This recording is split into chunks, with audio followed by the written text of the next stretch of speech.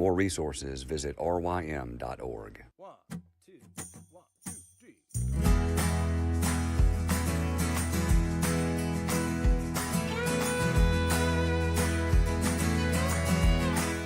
The Local Youth Worker is a daily podcast that's centered on 5 questions each week. Ranging from the practical to the professional, we're looking for answers to the questions you're asking. Whether you're in full-time, part-time, or even volunteer youth ministry, this podcast is for you.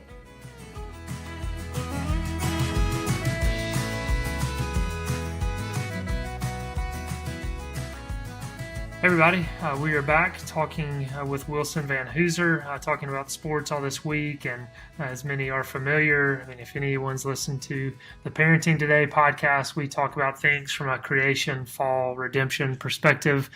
And so yesterday on this podcast, we were talking about the creational good of sports, so be sure to go listen to that, because today we're going to bash sports. No, I'm kidding. Today we are going to look at some of the negatives of sports. We have to, as discerning Christians, it's something like sports. It can, we can recoil to talk negatively about sports. We can push back. We can quickly get defensive.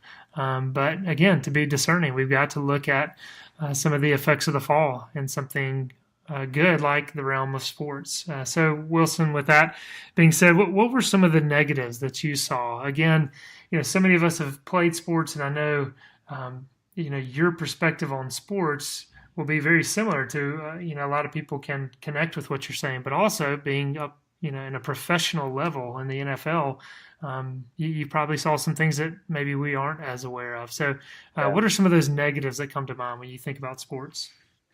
Yeah. I think, off the top, you got to say pride. You got to say pride, because that just brings about so many other things. And, in our celebrity culture where we have turned it from being about a team to being about a player. And we've made it just so self-centered, and it turns people just into bad teammates. It turns people into just like, it's all about me just going to make the money. It's all about me. It is a cancer to a team. But I think that's one of the things, because there's a lot, sports is such a big thing now that we have deified athletes. We have kind of deified the people who are great, and there's no doubt that pride is one of the major things about the fall, and how susceptible anyone is at any level to get prideful in sports. But I think another one too is definitely idolatry. You write about that. You've written about that elsewhere. In your book that's coming out, or is out right now. Just came out. That's right. At time of recording. So idolatry of sports it's massive, and that kind of gets back into pride too. Of like, people say, like, "Oh, I'm getting this from sports, so now I need to give all of myself to sports." And we think that sports can do that which only God can do. And it's not only just idolatry of sports, but I think it's in the sports culture, it can fuel these other idolatries like money, like cars, like clothes, like fame and reputation, and leaving a legacy, and things that are good in and of themselves, but we have made them, once again, we've made them ultimate things. All of these things we could say are blessings of, like sports is a good thing, but then we try to treat sports like it's God. And that's when it begins just to utterly just destroy us. I think another thing too is there's definitely a drug culture in sports. There's definitely a drinking culture in sports, and there's definitely a sexual culture in sports. And what I mean is just the hookup culture.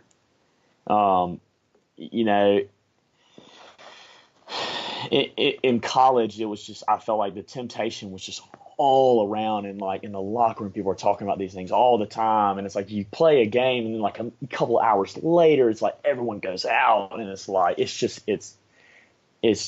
all in front of you. And I remember telling someone like, look, when you go to college, you have to say no to temptation. But when you get into the NFL, you have to shove temptation off of you. It is like temptation in professional level is like it is coming to tackle you, and you've got to get out the way. And if you just stand there like, oh, I think I'm gonna be fine, no, you're dead. Satan, he's got you. He has you right where he wants you if you think you can handle it. Sin is like it's crouching at the door, as the Lord called it, and it's ready just to pounce on you. And so, Wilson, to jump in on this a second, Yeah.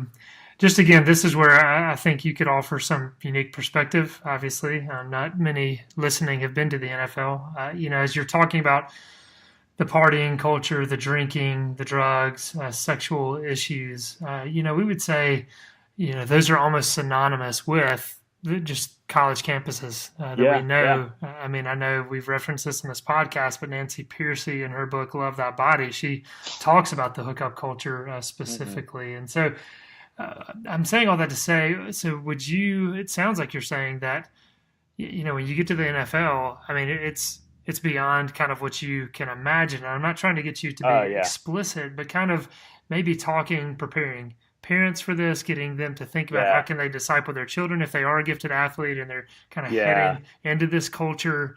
Just talk a little bit about that if you don't mind.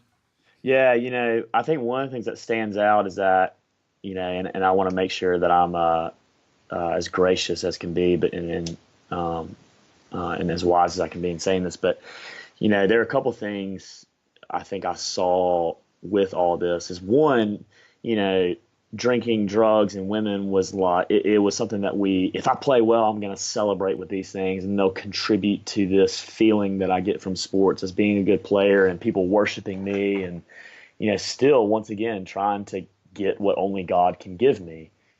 But I also saw people who, when they didn't do well, when they had career-ending injuries, I saw people get addicted to painkillers, and I saw people who would drink themselves literally out of school, and people who and just like they would run to these coping mechanisms because they didn't know Christ, and they had treated sports like it was everything, and when they failed, it just broke them. But I think also just with temptation and everything in there, it is such a massive culture that if parents do not talk to their kids about this, I think because it goes on in high school too, you got to start talking to them about this early. I mean, you cannot say, maybe they'll never hear it. Maybe, just if they hear about this, it's not a matter of if, it's only a matter of when. It's not a matter of if they get tempted. It's only a matter of when.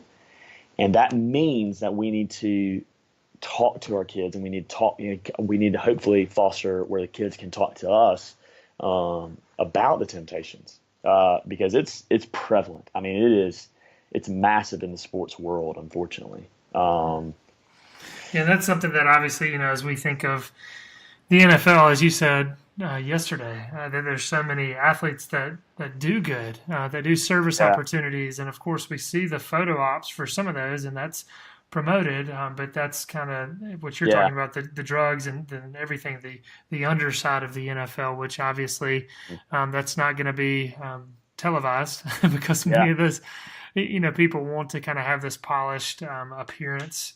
When the cameras are around, but that is something we cannot be naive to as Christians, that we've got to be, specifically talking here, preparing our children that, again, if they're going to pursue this lifestyle and pursue sports, this is something, that they're going to have to be lights in a very dark place for sure. So I think that's just some healthy perspective. What about a few other things that you would bring up, again, that come to mind, Wilson? Yeah, and I'd even quickly add to that, like speaking about being a light in a dark place, there were definitely people who withheld from those things, and often in the name of Christ. a Matthew Slater and a Asa Watson and guys. I think of a Tommy Blevins at Troy. Guys who said no because they were Christians and they wanted to enjoy God. They were ridiculed. People didn't understand it, and we have to prepare our kids like that. That's where Christian suffering can often happen in those locker rooms, because you're not going to do what everyone else has done. That's a good point, just to bring up an aspect of that, the persecution that's going to go along with that. I mean, obviously we see that in Scripture, Christ's warning that you will be persecuted for righteousness' sake, for my name's sake. And so to hear that too, to not only be preparing, discipling our children to, by God's grace, the power of His Spirit, to resist temptation, but to also know that even your own teammates, on a team, you're going to be ridiculed and persecuted. Guys you love too. So that's helpful to bring that up. Yeah, and I'll just say two other quick things, just negative things. I think this goes into pride as well, about a misuse of greatness, a misuse of influence. And I think when we think of greatness, we have to remember what Jesus says about greatness, is that greatness is when you serve. I remember, speaking to a local high school football team, and I was telling them just about what greatness is, and it was like shocking to them that this is what Jesus says about greatness. Greatness is to serve. It is not to boast in who you are. And then I think lastly, the effect of bad coaches. Yesterday we looked at just having father figures as coaches and the greatness of that. But man, I absolutely saw coaches who just abused their power, I'll put it this way, they weren't pastors. And I don't mean that like every coach has to be a Christian. No. They didn't know how to take care of their sheep. They didn't know how to speak to an individual player. Like some of these coaches, there certainly were some. I had some coaches who were incredible. They knew how to get the most out of this person, and then they would change up their way to get the most out of that person. And it was genius. But then there are coaches who just, just steamroll over people, and it's all about the coach, and they crush people, and they don't just crush them as athletes. I mean, they crush people as people. And I went through that, especially with one of my coaches, and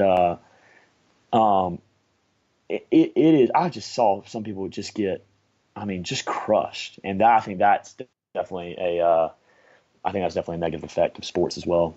Well, again, Wilson, a lot of good perspective for us, and hopefully some of those areas will resonate with parents listening, with youth workers, maybe even seeing some of these in students, and be able to kind of help walk students and families through some of these issues. So very helpful stuff. Wilson, tomorrow we're going to get into kind of the prosperity gospel and some of its correlations to sports. So look forward to that discussion tomorrow. See you tomorrow. Thanks, John.